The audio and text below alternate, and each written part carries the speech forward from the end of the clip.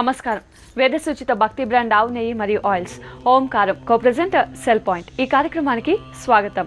రమల శాస్త్రం అంటే పాచికల ద్వారా మీ జాతకపర సమస్యలకి పరిష్కారాన్ని అందించడానికి రమల శాస్త్ర ప్రావీణ్యులు ఆధ్యాత్మికవేత్త డాక్టర్ శ్రీ దేవిశ్రీ గురూజీ గారు మనతో ఉన్నారు.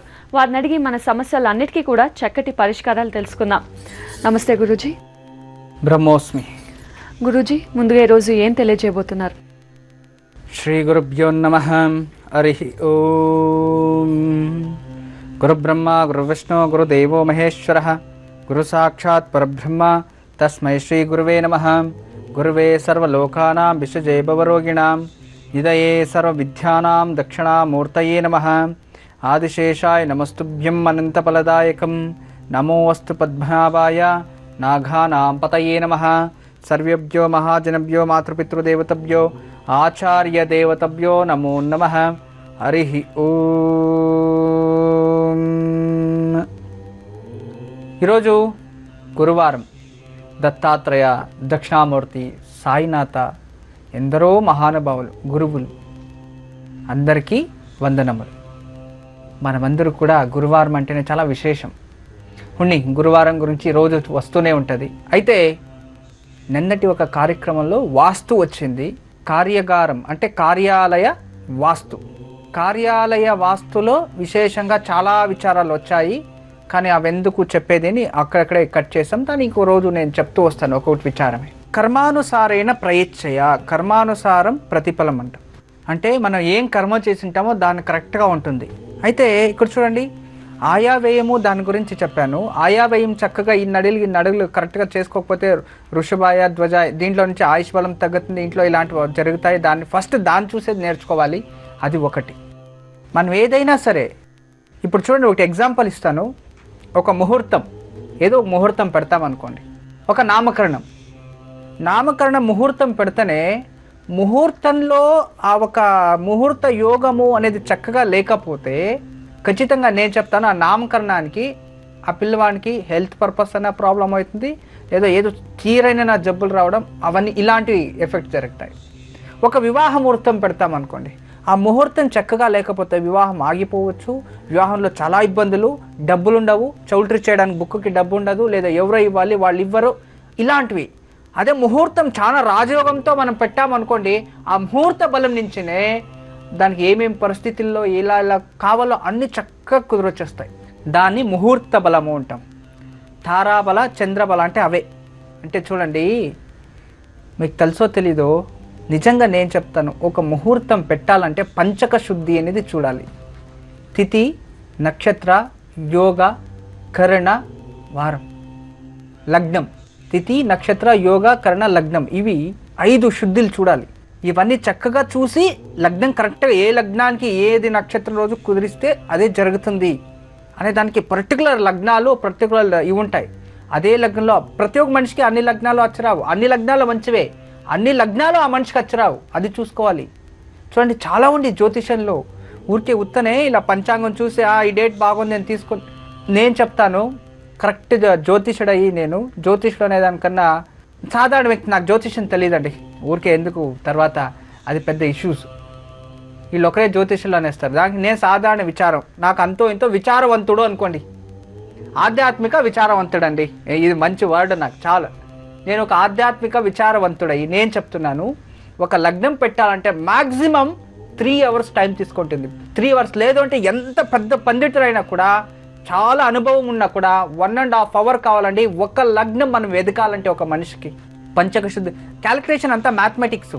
అలా అంతంతా వండుకొని ఏదో గ్రూప్ ప్రవేశం డేట్ ఉంటుంది, కానీ గ్రూప్ ప్రవేశం చేయడానికి యజమానుడు ఉంటాడు, ఇంటి కట్టినవాడు ఉంటాడు, ఇల్లు పునాది ఒకరు తీస్తారు, గ్రూప్ ప్రవేశం ఇంకొకరు ఎవరో చేస్తారు. ఇలా చాలా జరుగుతాయి. ఒక సైట్ రిజిస్ట్రేషన్ అవుతుంది, కానీ అక్కడ ఇల్లు కట్టే లోపు ఇంటికి దానికి ఎవరు ఉంటారు. అర్థమైంది కదా? దిస్ ఆల్ కాల్డ్ ముహూర్తం. ముహూర్తం శుద్ధి లేకపోతే ఇలాంటి అనాహుతాలు ఆటోమేటికల్లీ జరిగిపోతాయి. గురుగారు, మీరు అప్పుడప్పుడు సైన్స్ గురించి మాట్లాడతారు, కానీ ఈ ముహూర్తానికి సైన్స్కి ఏమండి వ్యత్యాసం అనండి?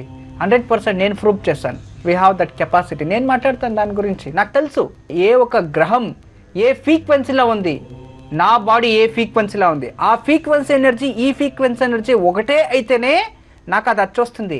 ఈ ఫ్రీక్వెన్సీ ఎనర్జీ మైనస్తో ఉంది అనుకోండి, అది పాజిటివ్ అనుకోండి, వచ్చి గుద్ది అనుకోండి తోట పడిపోతుంది. ఇట్స్ ఏ రేడియేషన్ అనొచ్చు దీన్ని వెరైటీగా చెప్పాలంటే. అంటే ఒక్కొక్క గ్రహానికి ఒక్కొక్క సన్ సైన్స్కి ఒక్కొక్క ఫ్రీక్వెన్సీ అని ఉంటుంది. నా బాడీకి కూడా ఒక ఫ్రీక్వెన్సీ ఉంటుంది. ఫ్రీక్వెన్సీ ఏంటి తెలుసా? ట్యూనప్ చేస్తారు తెలుసా? పాతకాలంలో పెద్ద రేడియో ఉండేది తెలుసా మీకు? పెద్ద రేడియో. ఇప్పుడైతే ఎఫ్ఎంలు అన్నీ వచ్చాయి, చిన్న చిన్న ఎఫ్ఎంలు ఇంతింతే, చాలా ఇంత ట్రాన్సిస్టర్లో ఎఫ్ఎం అండి, ఇంతింతి అన్ని ఛానల్స్ వస్తున్నాయి. పాతకాలంలో అయితే పెద్ద రేడియో వచ్చేది, ఇంత పెద్ద బాక్స్, దానికి ఇంత పెద్ద హోల్ అంటే ఎక్కడో పైప్ తీసుకెళ్ళి అక్కడ పెట్టేసి దానికి వైర్ జాయింట్ చుట్టేసేవారు. చెవు దగ్గర పెట్టుకుని మెత్తగా ట్యూనప్ చేయాలన్నమాట. ఇంత ఆ ఫ్రీక్వెన్సీ దొరికిందంటే అది వచ్చేసింది ఆ ఛానల్. ఫారిన్లో ఉండే ఛానల్ ఇక్కడ వచ్చేది. పాత రేడియోలు మీరు చూసిండ్రు లేండి, ఎంతోమంది చూసిండ్రు. మా తాతకాలంలో ఉండేది ఇంత పెద్దది రేడియో, కొరో అనేది చిన్నగా ఒకే ఒక లింక్ అండి. అది ఎంత స్లో తిప్పాలంటే మన జీవితంలో అంత స్లో ఎలా తిప్పడానికి కుదరదు, అంత స్లోగా తిప్పాలి. మన వల్ల ఆ పేషెన్స్ ఉండదు, చీ అని పారేస్తామంట. అంత స్లోగా తన చెవు దగ్గర పెట్టుకుని ఆ ఫ్రీక్వెన్సీ సెట్ చేసేవారు. అంటే ఆ ఫ్రీక్వెన్సీ అంటే మన బాడీకి అలా ఒక ఫ్రీక్వెన్సీ అనేది ఉంటుంది. పైన సన్ సైన్స్ ఉంది కదా, అది ఒక ఫ్రీక్వెన్సీ. అండ్ నక్షత్రాలు ఉన్నాయి కదా, ఒక్కొక్క స్టార్కి ఒక్కొక్క ఫ్రీక్వెన్సీ అని ఉంది. ఆ ఫ్రీక్వెన్సీని ఒకదాన్ని అడ్జస్ట్మెంట్ చేయడమే దినానికి ఒక రోజుకు ఒక ఫ్రీక్వెన్సీ, గంటకు ఒక ఫ్రీక్వెన్సీ. అంటే ఓరా అంటాం.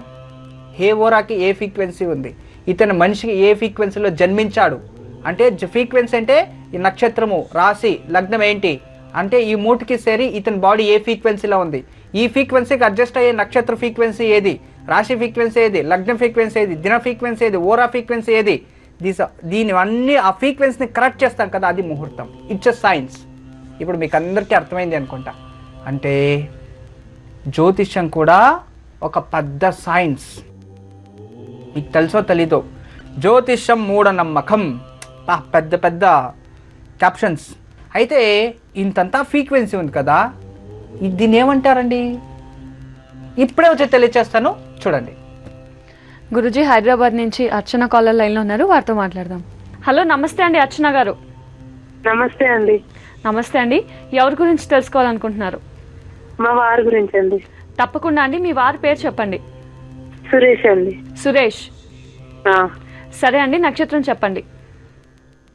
ఆయన పుట్టిన తేదేమో 15/12/1980, పూర్వభాద్ర నక్షత్రం 4వ పాదం. పుట్టిన సమయం చెప్పండి. పుట్టిన సమయం ఉదయం 6:10కి అండి, సోమవారం రోజు పుట్టారు. సోమవారం మార్నింగ్ 6:10 అవునండి. సరే అండి అర్చన గారు, మాట్లాడాం గురూజీతో. నమస్తే తల్లి. నమస్తే గురూజీ. నక్షత్రం ఇంకోసారి చెప్పండి అమ్మా. నక్షత్రం పూర్వభాద్ర నక్షత్రం స్వామి గురూజీ. ఓకే తల్లి, జాతకం అయితే చాలా బాగుంది, బ్రహ్మాండంగానే ఉంది. కానీ జన్మ జాతకంలో సర్పదోషం వచ్చింది. ఇతను ఎన్నో కొడుకు తండ్రికి? లేదండి, అత్తమ్మ వాళ్ళకి ఒక్కడే కొడుకు, 3 బిడ్డలండి. ఎందుకంటే అబ్బాయి జాతకంలో సర్పశాపం వచ్చింది తల్లి, కుటుంబం నుంచి వచ్చిన సర్పశాపము అని. ఈ సర్పశాపం వల్లనే నాన్న అందరికీ ప్రాబ్లమే ఉంది ఫ్యామిలీలో, ఎవరు అంత మంచిగా లేదు. సర్ప దోషం వేరే, సర్పశాపం వేరే. వీళ్ళకుండేది పర్టికులర్ సర్పశాపము. ఇతను జ్యేష్ఠ పుత్రుడు. ఎందుకంటే ఎప్పుడు కూడా మొదటి అబ్బాయి ఆఖరి అబ్బాయికి ఎక్కువ శాపాలు ఉంటాయి, మధ్యలో ఉండే వాళ్ళకి దోషాలు ఎక్కువ ఉంటాయి. వీటిని అనుభవిస్తారనమాట. చూడండి, మీ భర్తకి జీవితంలో బుద్ధి వచ్చినప్పటి నుంచి స్ట్రగల్ లైఫే, కోపం ఎక్కువ, మండితనం చాలా, మంచి వైఫ్, మంచి పిల్లలు, మంచి జాబ్ అన్నీ ఉంటాయి. కానీ ఎప్పుడు చిరాకే మీ భర్తకి. అదే చికాకులు ఉన్నాయి, తనకి చాలా ఉన్నాయి. అన్నీ ఉన్నాయి కానీ ఏదంటే తృప్తి లేదు కదా, అన్ని కరెక్ట్ లేదు కదా తల్లి. చూడడానికి జాబ్ ఉంది, ప్రశాంతత లేదు, సంబళం ఏమో వస్తుంది, ఇంటి వరకు రాదు, మిగలదు. ఇక వైఫ్ ఉంది, మంచి ఆమె, మీరు మంచోళ్లే కానీ మీ ఇద్దరిలో కుటుంబంలో గొడవలు, మంచి పిల్లలే కానీ అక్కడ కూడా ప్రశాంతత లేదు. అంటే టోటల్ అన్నిట్లో కూడా ప్రశాంతత కోల్పోతూ ఉన్నాడు మీ భర్త. మళ్ళీ ఇప్పుడు ఆయన బిజినెస్ చేసుకుంటున్నారు. ఈ మధ్యలో 3 నెలలు అవుతుంది స్టార్ట్ చేసి, మెడికల్ సర్వీస్ చేస్తున్నారు. అది కూడా ఆయనకు కొంచెం ప్రాబ్లం గానే ఉంది తల్లి. ఇది నేను చెప్తున్నది ఏంటంటే అతని జీవితంలో ఏం చేసినా ప్రాబ్లమే. అంటే వీటన్నిటికీ కారణం సర్పశాపం. దీనికి చిన్న పరిహారం తల్లి, మీరేం బాధపడకండి. దోషం ఉంది, పరిహారం నేను చెప్తున్నాను, ఆ పరిహారం చేసుకోండి. సర్పశాపం నుంచి విముక్తి త్వరలోనే పొందుతారు. జీవితంలో ఇక్కడ ఏం బిజినెస్ చేస్తారో అది కూడా డెవలప్మెంట్ అవుతుంది, మీకు అంతా మంచిది అవుతుంది. ఇంట్లో మీకు అనుకూలమైతే తల్లి చిన్న ఒక వెండిది, తర్వాత రాగి అంటే కాఫర్, ఈ రెండిట్లో ఒక్కొక్క నాగపెడగలు 2 చేయండి. వెండిలో ఒకటి, రాగిలో ఒకటి, లేదంటే వెండిలో ఇత్తడిలోనూ చేయొచ్చు, లేదంటే రాగిలో ఇత్తడిలో చేస్తే ఇంకా పవర్ అనమాట. ఇత్తడి ఒకటి, రాగి ఒకటి, అంటే ఈ రెండిలో చేయాలి. వీటి రెండిట్లో నాగపెడగలు చేసి మీ భర్త చేతిలో ఇంట్లో పెట్టి రోజు పూజించాలి. వాటికి 9 రోజులు పూజించి 10వ రోజు దాన్ని ఒక ఎర్రటి వస్త్రంలో తీసుకొని ఒక రేష్మ అంటే పట్టు బట్టలు దాన్ని పెట్టుకొని పుట్టె దగ్గరకు తీసుకెళ్ళాలి. దేవతా పుట్ట, ఆ పుట్ట దగ్గర తీసుకెళ్ళి పుట్టకి పూజ చేసి పుట్ట పైన పెట్టి దీనికి పాల అభిషేకం చేసి తర్వాత కొబ్బరికాయ కొట్టి నమస్కారం చేసుకొని అందులో ఉన్న చేతిలో పట్టుకొని నమస్కరించి ఆ 2 నాగపెడగల్ని అందు లోపల వేసేసి తర్వాత ఆ వస్త్రాన్ని ఆ పుట్టకి ఇలా క్లీన్గా కట్టేసి నమస్కారం చేసుకొని వచ్చేయాలి. అక్కడ పూజ చేసిన తర్వాత పూజ సామాన్లు ఏమీ తీసుకొని రాకూడదు, పుట్ట మొన్న మాత్రం ఇంటికి తీసుకొని రావాలి. దాన్ని తీసుకువచ్చి ఇంట్లో రోజు నీళ్లలో కలిపి గంధం రూపంగా పెట్టుకుంటూ రావాలి. ఇలా ఒక కరెక్ట్గా మీరు అలా చేసి 48 రోజులు ప్యూర్ వెజిటేరియన్గా ఉండాలి, బ్రహ్మచారితో ఉండాలి. ప్రతిరోజు సుబ్రహ్మణ్య స్వామికి విగ్రహం ముందు నైదీపం వెలిగించి అష్టోత్తరం పఠిస్తూ రావాలి. ఇలా 48 రోజులు చక్కగా చేయండి. సర్పశాపం కంప్లీట్లీ విముక్తి అయ్యి మీ జీవితంలో అతనికి ఎన్ని యోగాలు ఉన్నాయో అన్ని యోగాలు లభిస్తాయి తల్లి. మంచిది, ఎప్పుడు మా ఆశీస్సులు ఉంటాయి. నమస్తే. అర్చన గారు, గురూజీ చెప్పింది పాటించండి, తప్పకుండా మంచి జరుగుతుంది. గురూజీ, మహారాష్ట్ర నుంచి కవిత కాలర్ లైన్లో ఉన్నారు, వారితో మాట్లాడదాం. కవిత గారు, చెప్పండి. ఎవరి గురించి తెలుసుకోవాలనుకుంటున్నారు? నా గురించి అండి. డేట్ ఆఫ్ బర్త్ తెలుసు అండి. చెప్పండి. 29 ఏప్రిల్ 1991. 29 ఏప్రిల్ 1991. అవును. పుట్టిన సమయం చెప్పండి. పుట్టిన సమయం సాయంత్రం 7:30కు. సాయంత్రం 7:30 అవునండి, 7:30. సరే అండి కవిత గారు, మాట్లాడాం గురూజీతో. నమస్తే తల్లి. నమస్కారం గురూజీ, చాలా సంతోషంగా ఉంది గురూజీ, కాల్ కలిసింది. God bless you. మీకే మంచిది అవుతుంది, మంచిది కావాలి. మీరు సోమవారం రోజు జన్మించండేదమ్మా? అవును అవును గురూజీ. విశాఖ నక్షత్రం తులారాశిలో జన్మించారు. బాగుంది జాతకం అయితే. మంచి నక్షత్రం, గురు మహాదశలో జన్మించారు. చాలా స్పీడ్ తల్లి మీరు అన్ని విచారాల్లో. లైఫ్ బాగుండాలి, లైఫ్ చూసుకోండి. మీకు ఎంత పాజిటివ్ థాట్స్ ఉంటుందో అంతే నెగిటివ్ థాట్స్ ఉంటాయి మీ మైండ్ లో. నాకు తెలుసు అంతా. దానివల్ల ఎప్పుడు పాజిటివ్ గానే ఆలోచించాలి. ఏం చదువుకున్నారు మీరు? నేను ఇప్పుడు సెకండ్ ఇయర్ చేస్తున్నా గురూజీ, బట్ చదువులో కూడా ఆటంకాలు వస్తున్నాయి. మీ మైండ్ కరెక్ట్ గా ఉంటే మీరు చదువుగలరు, ఆటంకాలు ఏం లేదు. ఇంట్రెస్ట్ తక్కువ, బుక్ చేతిలో పట్టుకుంటే బద్ధకం వచ్చేస్తుంది, లేదా ఏదో ఒక రకంగా ఆలోచనలు వస్తూ ఉంటాయి, నెగిటివ్ థాట్స్ చాలా ఉంటాయి. లేదంటే మీరు చాలా స్పీడ్ ఉన్నారు అన్ని విచారాలు, అది తెలుసు. మీరు ఒకసారి వింటేనే చాలు, కానీ ఇంట్రెస్ట్ పెట్టి చదవడం అవ్వదు మీ వల్ల. మంచివారే మీరు. అయితే ఇవన్నీ లేజీవి అవి మిమ్మల్ని వెంటాడుతూ ఉంటాయి. అది మీ తప్పు కాదులేండి, మీరు పుట్టిన టైం టేబుల్ తప్పు. ప్రాబ్లం లేదు తల్లి. ఇప్పుడు ఏ గ్రూప్ తీసుకున్నారు? నేను కంప్యూటర్ సైన్స్ గురించి. గుడ్. ఇప్పుడు కంప్యూటర్ సైన్స్ సెకండ్ PUలో ఉన్నారా లేదా ఇంజనీరా?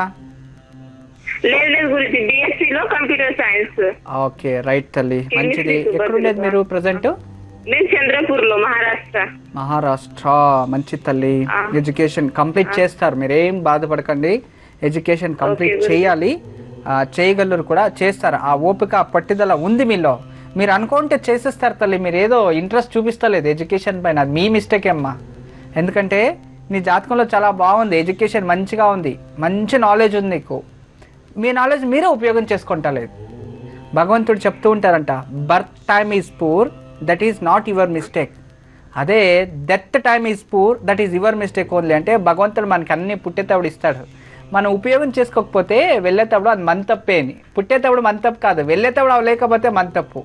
అలా ఇప్పుడు నీకు భగవంతుడు అన్నీ ఎక్కువ ఇచ్చేసి ఎడ్యుకేషన్ మాత్రం నువ్వే తక్కువ చేసుకుంటూ ఉన్నావు. మంచిగా చదవండి తల్లి, ఖచ్చితంగా ఎడ్యుకేషన్ కంప్లీట్ అవుతుంది. నేను కొన్ని రెమెడీస్ కూడా చెప్తాను, దాన్ని ఫాలో అవ్వండి. మేజర్ మీకు హెల్త్ ప్రాబ్లం కూడా అంత మంచిగా లేదు, బికాజ్ ఆఫ్ డిప్రెషన్కి వెళ్ళిపోతారు అని ఉంది. అందువల్ల కాస్త జాగ్రత్తగా ఉండండి. ఏ విచారాన్ని సీరియస్గా తీసుకోవద్దు. తర్వాత కోపం కూడా రోజు తగ్గించుకోండి, చాలా మంచిది. పాజిటివ్గా ఆలోచించండి. అన్నీ పబ్లిక్ మీడియాస్ అవి ఇవి ఇలాంటి అన్నీ కట్ చేసి బంద్ చేసి నేను ఎడ్యుకేషన్ చెయ్యాలి అని చేయండి. ఖచ్చితంగా మీరు చదవగలరు. వేరే దానిపైన మీకు ఏదైతే ఇంట్రెస్ట్ ఉంటుందో దాన్ని అన్నీ కట్ చేసి దీనిపైన చూపిస్తే చాలు. ప్రతిరోజు రాత్రి పడుకోనే ముందు సరస్వతి ఫోటో ముందు నెయ్యి దీపం వెలిగించి ఆ వెలుగులో ప్రశాంతంగా పనుకోండి. ఎప్పుడు కూడా పూర్వ దిశకి కూర్చొని ఎడ్యుకేషన్ చేస్తూ ఉండండి. విశేషంగా మీకు దుర్గాదేవిని మరియు గురువుని ఎక్కువ ఆరాధన చేస్తే మీరు అనుకోందంతా సక్సెస్ అయిపోతుంది. అందువలన ఎక్కువగా మీరు ప్రతిరోజు ధూమ్ దుర్గాయే నమః అనే మంత్రాన్ని కానీ, లేదంటే దుర్గాష్టకం కానీ, లేదా దుర్గా అష్టోత్తరం అయినా సరే, అష్టకం కాకపోతే అష్టోత్తరం, ప్రతిరోజు దుర్గా అష్టోత్తరం చదువుకోండి. తర్వాత గురు అష్టోత్తరం చదువుకోండి, బృహస్పతి అష్టోత్తరం చదువుకోండి. విశేషంగా మీరు సరస్వతి మాతని ఎక్కువగా ఆరాధన చేస్తూ వస్తే ఎడ్యుకేషన్లో మంచి డెవలప్మెంట్ అవుతారు. చిన్న పరిహారాలే చక్కగా చేసుకోండి. తర్వాత మీరు ఉదయం త్వరగా లేసేది ఇప్పటి నుంచే ప్రాక్టీస్ చేసుకుంటే ఖచ్చితంగా మీ జీవితంలో కంప్యూటర్ సైన్స్ కంప్లీట్ చేసి మీరు ఇంకా ముందు పై చదువులు చదవచ్చు, మంచి ఉద్యోగం వస్తుంది, మీరు కుటుంబానికి సపోర్టివ్గా నిలుచుకుంటారు. బట్ వన్ థింగ్, మీరు ఎప్పుడు పాజిటివ్గా ఆలోచించాలి, ఎప్పుడు పాజిటివ్గానే ఉండాలి. జీవితంలో ఎలాంటి డిసిషన్ను తీసుకోవద్దు. మంచి తల్లి ఎప్పుడు మా ఆశీస్సులు ఉంటాయి. నమస్తే. కవిత గారు విన్నారు కదా, గురూజీ చెప్పింది పాటించండి, తప్పకుండా మంచి జరుగుతుంది. గురూజీ జ్యోతిష్య శాస్త్రం గురించి వివరిస్తున్నారు. జ్యోతిష్య శాస్త్రం అంటే చూడండి, మనకి ఇప్పుడు ఆస్ట్రానమీ అని తెలుసు, ఆస్ట్రాలజీ అని తెలుసు. ఈ ఆస్ట్రానమీ అని మనం ఏమంటామో ఖగోళ శాస్త్రము అంటాం. ఖగోళ శాస్త్రాలు ఇప్పుడు నక్షత్రాలు సత్యం. ఆకాశం మనం చూస్తామనుకోండి, ఇలా తలెత్తి చూడండి, నైట్ మీకు ఎన్ని నక్షత్రాలు కనబడతాయి?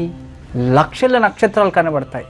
కానీ 27 నక్షత్రాలను మాత్రం మనము ఎందుకు తీసుకున్నాము తెలుసా? ఎప్పుడైనా ఆలోచించారా?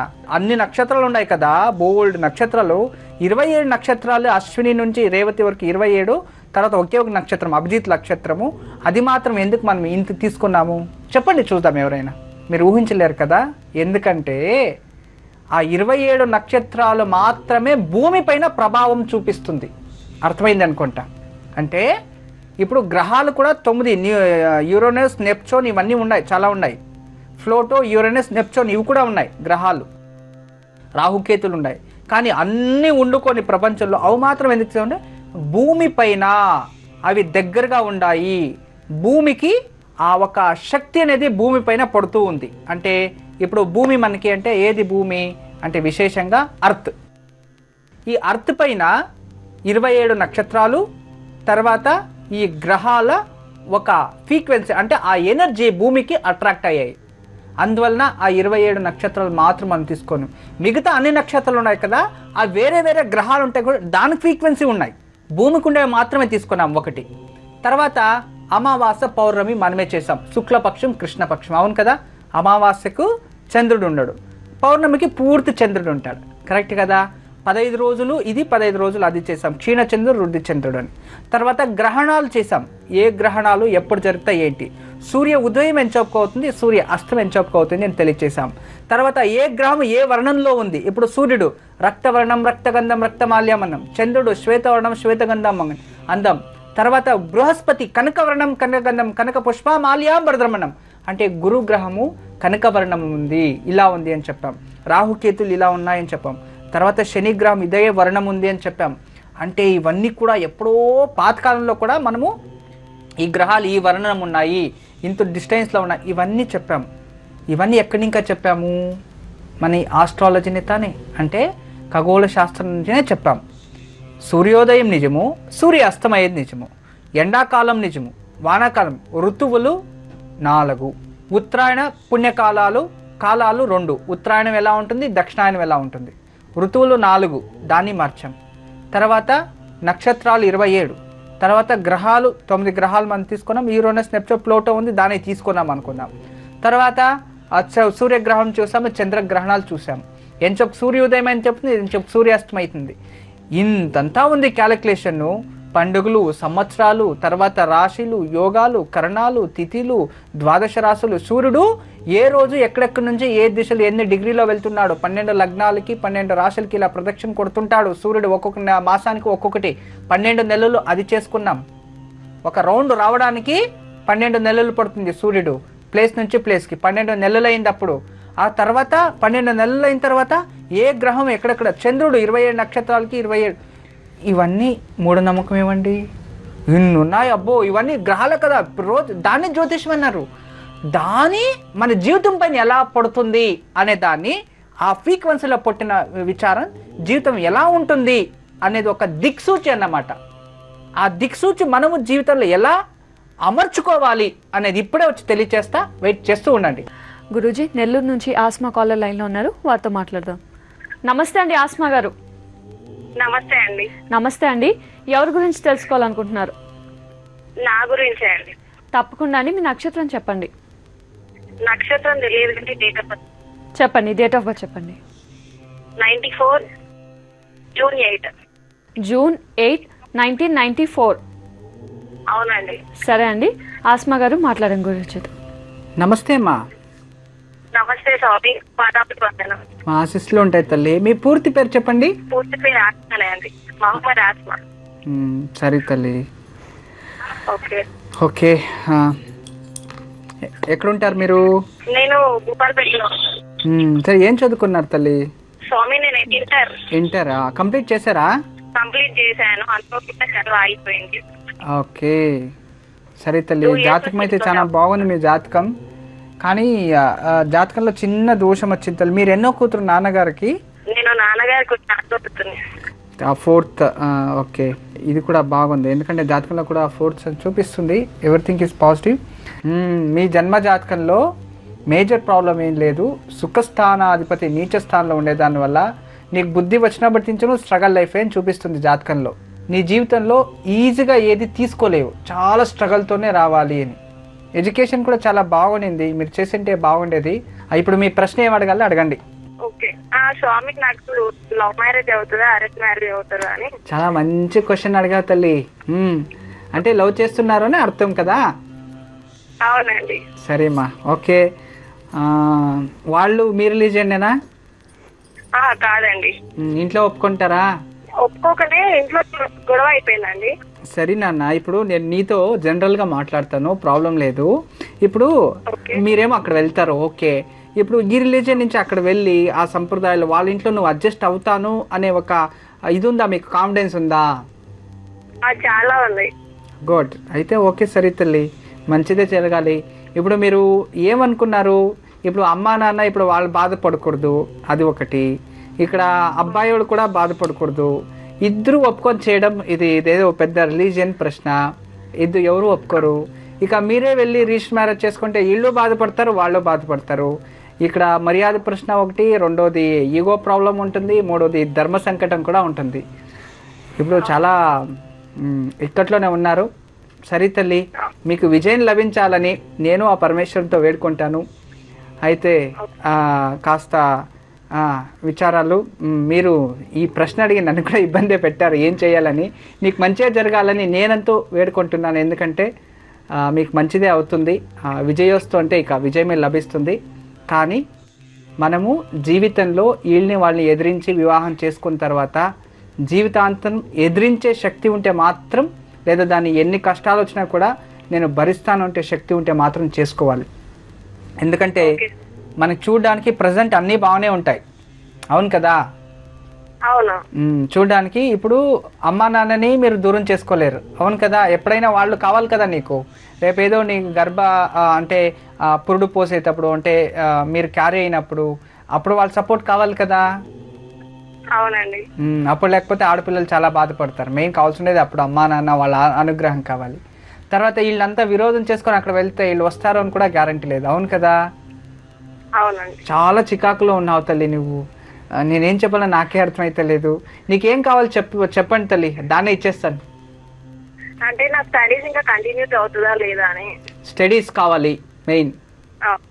వెరీ గుడ్, అలా చేయండి, మీరు కంప్లీట్ చేస్తారు. ఇప్పుడు సెకండ్ PU మధ్యలో ఆగిపోయిందా? సెకండ్ ఇయర్ అయిపోయిందండి. ఇప్పుడు నెక్స్ట్ ఏం చదవాలనుకున్నావు? నేను బీటెక్ చేయాలనుకుంటున్నాను. చేయండి తల్లి, దానికి నేను మంచి పరిహారాలు ఇస్తాను, అది చేయండి సరేనా? ఓకే అండి.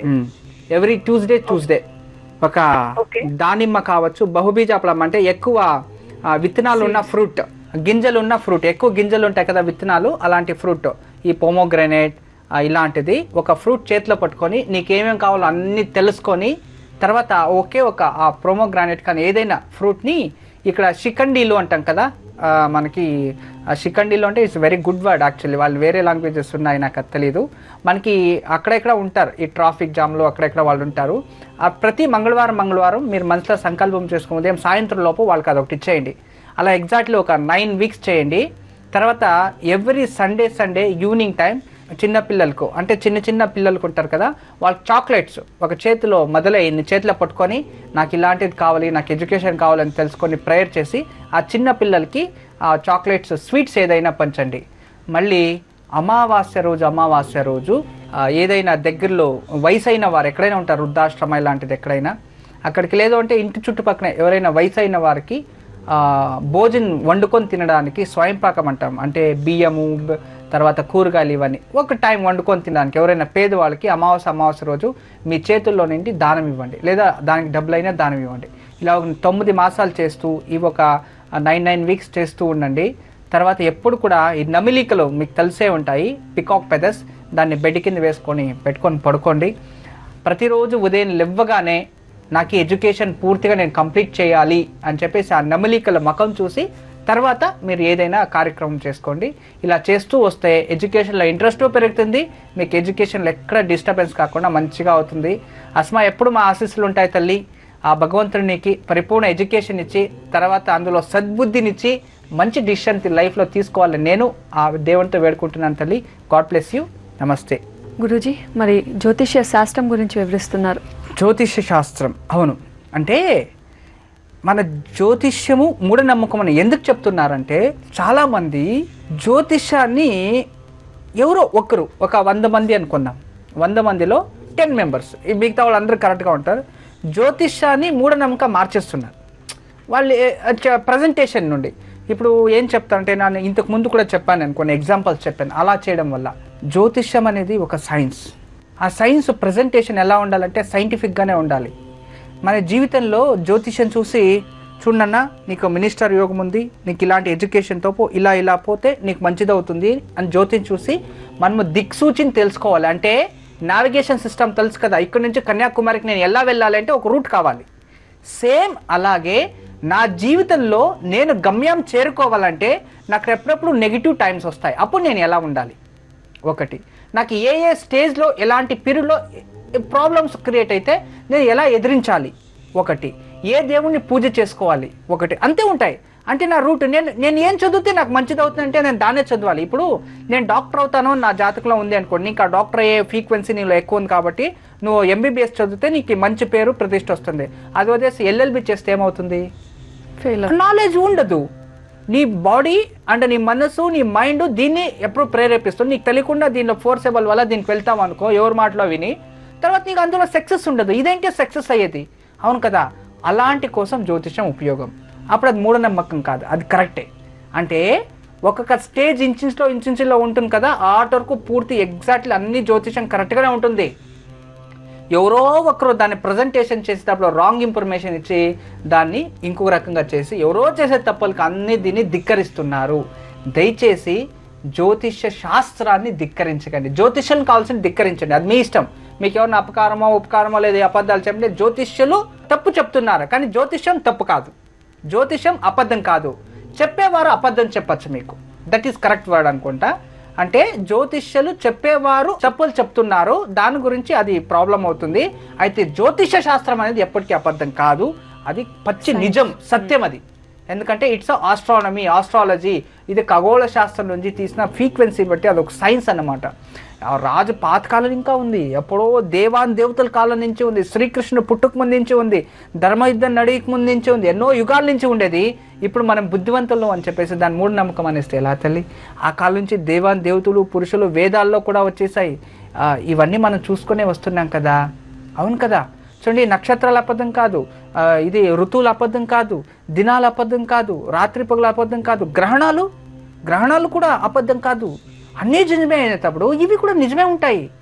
అయితే మనం ఎక్కడ మన జీవితంలో మనము దాన్ని ఎక్కడ పోలిక చేసుకుంటున్నాం, అక్కడ ప్రాబ్లం అవుతుంది. అందువలన జ్యోతిష్యులు అబద్ధం చెప్తున్నారేమో కానీ జ్యోతిషం అబద్ధం కాదు. కానీ దయచేసి జ్యోతిష్యులన్నీ క్షమించండి, నేను మిమ్మల్ని చెప్తాలేదు. ఎవరో 100 మందిలో ఒకడు ఉంటాడు, కొత్తగా ఒకటి వచ్చింది ఇన్ఫర్మేషన్, దాన్ని ఇప్పుడే వచ్చి చెప్తాను నేను, చాలా ఇంట్రెస్టింగ్. ఏదో ఒకటి ఊళ్ళో దేవిశ్రీ గురుజీ శిష్యుడు అనుకుని పెద్దగా బోర్డు వేసుకొని ఏదో చేస్తున్నా అంటే ఆ ఊరి పేరు కూడా చెప్తాను, వెయిట్ చేస్తూ ఉండండి. గురూజీ, హైదరాబాద్ నుంచి ప్రియదర్శిని కాలర్ లైన్ లో ఉన్నారు, వారితో మాట్లాడదాం. నమస్తే అండి ప్రియదర్శిని గారు. నమస్తే అండి, మీరు ఎలా ఉన్నారు? నేను చాలా బాగున్నానండి. నక్షత్రం చెప్పండి. నాకు నక్షత్రం తెలీదు, డేట్ ఆఫ్ బర్త్ చెప్తాను. చెప్పండి. 30th June 1989. సరే అండి ప్రియదర్శిని గారు, మాట్లాడండి గురూజీతో. నమస్తే అమ్మా. హలో, నమస్తే గురూజీ గారు. నమస్తే తల్లి. మీ పాదాలకు నమస్కారం. మా ఆశీస్సులు ఉంటాయి. Thank you so much. మా అమ్మగారు కూడా మీకు నమస్తే చెప్తున్నా అని చెప్పారు. తల్లి, వాళ్ళకి మా ఆశీస్సులు ఉంటాయమ్మా. థ్యాంక్ యూ సో మచ్ అండి. రోహిణి నక్షత్రంలో వృషభ రాశిలో జన్మించారు, శుక్రవారం. అవునండి. చాలా బాగుంది తల్లి. శుక్రవారం రోహిణి నక్షత్రంలో శ్రీకృష్ణ నక్షత్రంలో జన్మించారు. ఏం చదువుకున్నారు మీరు? ఇప్పుడు నాది ఎంఫార్మసీ అయిపోయింది. సరే, ఇప్పుడు ఫస్ట్ నాకు గవర్నమెంట్ జాబ్ వస్తుందా లేకపోతే పెళ్లి చేసుకోవాలా ఎటు డిసైడ్ అవ్వట్లేదు. సరే తల్లి. సో నాకు అసలు గవర్నమెంట్ జాబ్ వచ్చే ఛాన్స్ ఉందా లేకపోతే వేరే ప్రైవేట్ లోనే సెటిల్ అవ్వాలా? Good question. అంటే గవర్నమెంట్ జాబ్ వచ్చే ఛాన్స్ ఉందా అన్నారు కదా, దట్ ఈస్ కరెక్ట్ క్వశ్చన్ అన్నమాట. మాకు యోగం ఉందా లేదా అన్నది. Very good. బట్ నీకైతే ఉంది తల్లి, నీ జాతకంలోనే ఉంది. అంటే ప్రభుత్వ ఉద్యోగంలో మీరు వర్క్ చేస్తారు అని ఉంది. ఈ జూన్ తర్వాత, ఈ కమింగ్ జూన్ ఉందే, జూన్ తర్వాత అంటే ఆఫ్టర్ మీ బర్త్డే అయిన తర్వాత, జూన్ 30th అయిన తర్వాత మీకు గురుబలం కూడా వస్తుంది. తర్వాత యోగాలు కూడా కలిసి వస్తాయి. పెళ్లి యోగం కూడా వస్తూ ఉంది. అంటే మీకు ఉద్యోగము వస్తుంది, తర్వాత పెళ్ళి కూడా ఈ సంవత్సరంలో అయ్యే ఛాన్సెస్ ఉన్నాయి. రెండు మీరు ఫార్వర్డ్ కావచ్చు, ప్రాబ్లం లేదు తల్లి.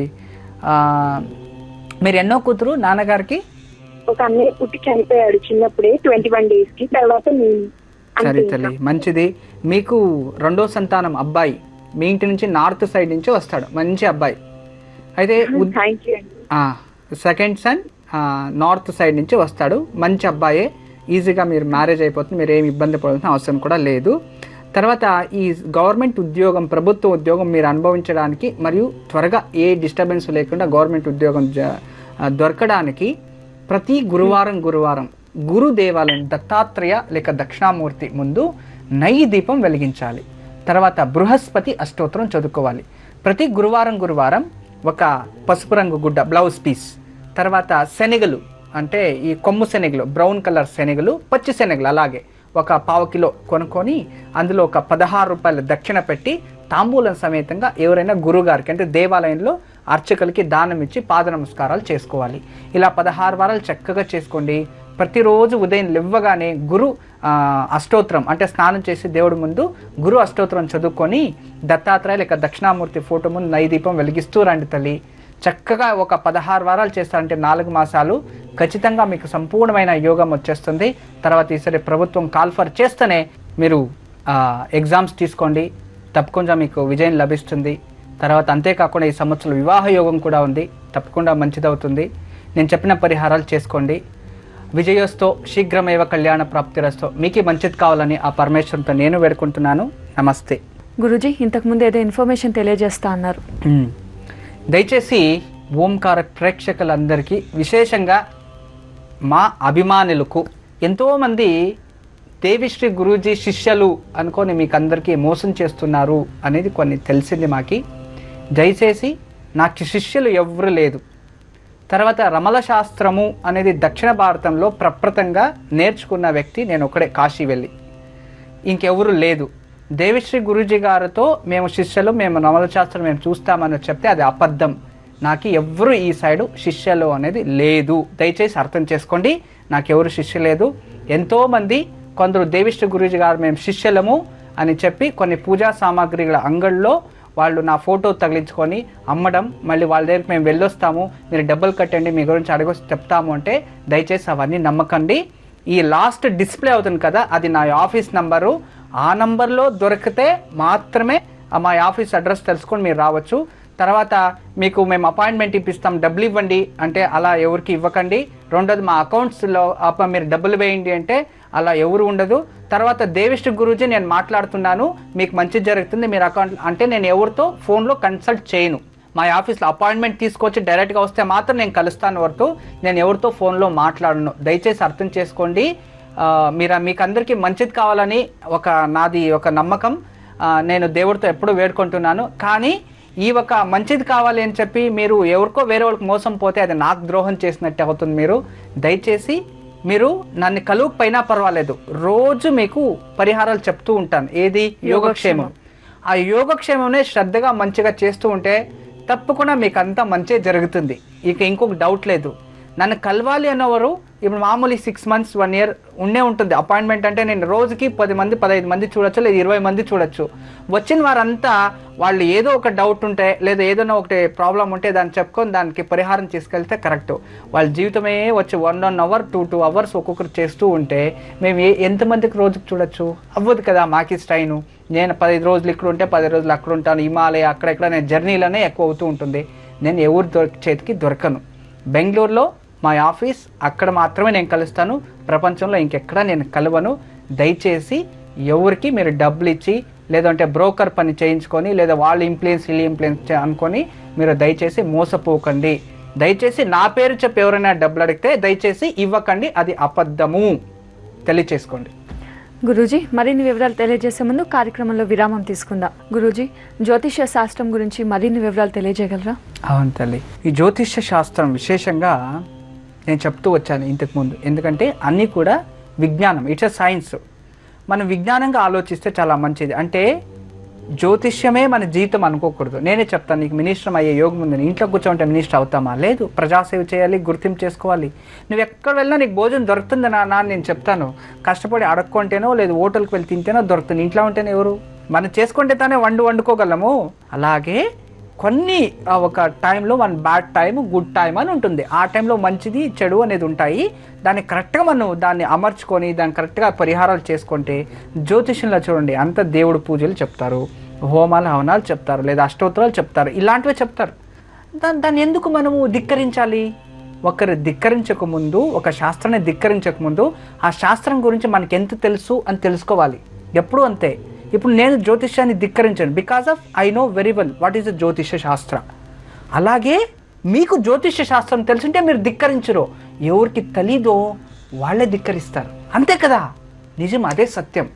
అలాగే మీరు మీ పిల్లలు భవిష్యత్తు గురించి నిర్ధారణ తీసుకుంటారు కదా, అప్పుడు ఒకసారి జాతకం తెరిచివేయండి.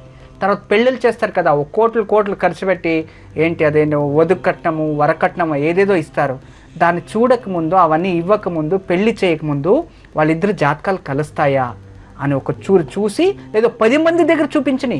ఇప్పుడు ఒక డాక్టర్ దగ్గర వెళ్ళే బదులు 10 డాక్టర్స్ దగ్గరికి వెళ్ళి ఈ ఆపరేషన్ చేయకముందు ఇది ఆపరేషన్ అవసరమా లేదా అని తెలుసుకుంటే ఇట్స్ అ ప్రాబ్లం సాల్వ్. గొప్పగా ఆలోచిస్తే అది ప్రాబ్లం కాదు. నెగిటివ్గా ఆలోచించుకొని ఇవన్నీ మూఢనమ్మకం మనం ఎందుకు చేయాలని చేసేయండి. అలా చేస్తే ఏదో ఒకటే సక్సెస్ అయింది, వాళ్ళ అదృష్టం బాగుంది కాబట్టి ఏదో భగవంతుడు కల్పేశాడు. కొన్నిటికి ప్రశ్నలకి సమాధానాలు ఉంటాయి. ప్రశ్నలకి సమాధానం లేనిది ప్రపంచంలో ఏదో అన్నిటికీ ఉంటుంది, దాన్ని చూసుకోవాలి. దయచేసి జ్యోతిష్యాన్ని నమ్మండి, కానీ జీవితంలో మార్పు రావడానికి. కానీ అదే జీవితం కాదు. అందువల్ల ఎవరు జ్యోతిష్యాన్ని ధిక్కరించకండి దయచేసి. అది ఒక విద్యా శాస్త్రం కాబట్టి మీరు దాన్ని ధిక్కరిస్తే అది బ్రహ్మహత్య దోషం వచ్చేస్తుంది. జాగ్రత్త పడండి. సూచిగా వాడుకోవాలి. ఎస్, మంచిది. ఇక ఈరోజు యోగక్షేమం. ఈరోజు గురువారం, చాలా మంచి రోజు. సప్తమి వేరే, తర్వాత మృగశిర నక్షత్రం, మంచి రాజయోగం. ఈరోజు చాలా బాగుంది.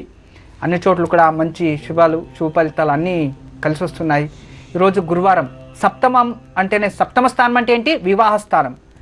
గురుబలం అంటేనే వివాహం అవుతుంది. రెండు కలిసి వచ్చేది చూడండి. సప్తమి, మృగశిర నక్షత్రం, మరి విశేషంగా గురువు అన్నమాట. చూడండి ఎంత బాగుంది ఈరోజు చిన్న పరిహారం అండి, చాలా ఎక్కువ లేదు, ఎవరికి ఖర్చు కూడా కాదు. పాలతో చేసిన ఏదైనా తీయని ప్రసాదం, స్వీట్స్ అయినా సరే లేదా ఒక చాక్లెట్ అయినా సరే, గురు దేవాలయానికి వెళ్ళి దేవుడికి నైవేద్యం చేసి ఏదో ఇంట్లోనే, దేవాలయానికి వద్దు, ఇంట్లోనే గురువు ఫోటో ఉంటుంది కదా, సాయిబాబా ఉంటారు, దక్షిణామూర్తి, సాయిబాబా ఏదో ఒకటి పాలతో చేసిన ప్రసాదాన్ని గురువుకి నైవేద్యం చేసి దాని ఇంట్లో ఉన్న వారు అందరూ పంచుకుంటే ఇంట్లో శుభకార్యాలు జరుగుతాయి. అంటే పెళ్లి లేని వారు పెళ్ళవుతుంది, పుత్ర సంతానం కావాల్సిన పుత్రయోగం కలిసి వస్తుంది, తర్వాత ఎడ్యుకేషన్, ఉద్యోగంలో, వ్యాపార వృద్ధి అన్నీ మంచిదవుతాయి. అంటే గురుబలం వచ్చిందంటే అన్నీ వస్తాయి కదా. పుత్రకారకుడు గురువు, వివాహం కావాలంటే గురువరం కావాలి, ఉద్యోగంలో మంచి ప్రమోషన్ కావాలంటే నువ్వు గురువు కావాలి, ఆర్థికంగా అభివృద్ధి కావాలంటే నువ్వు గురువు కావాలి. ఇవన్నిటికీ అధిపతి గురువే కదా.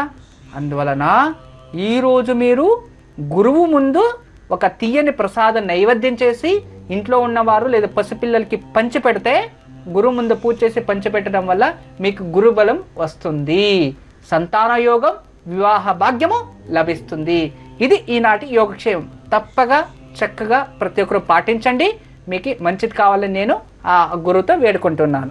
ఈరోజు సాయంత్రం గురు దేవాలయంలో లేదా ఇంట్లోనే గురుదైవానికి పాలతో తయారు చేసిన ప్రసాదాన్ని నైవేద్యం పెట్టి కుటుంబ సభ్యులంతా ప్రసాదం స్వీకరిస్తే గురుబలం లభించి ఉద్యోగం, ఆర్థిక ప్రగతి, వివాహం, సంతాన ప్రాప్తి కలుగుతాయి.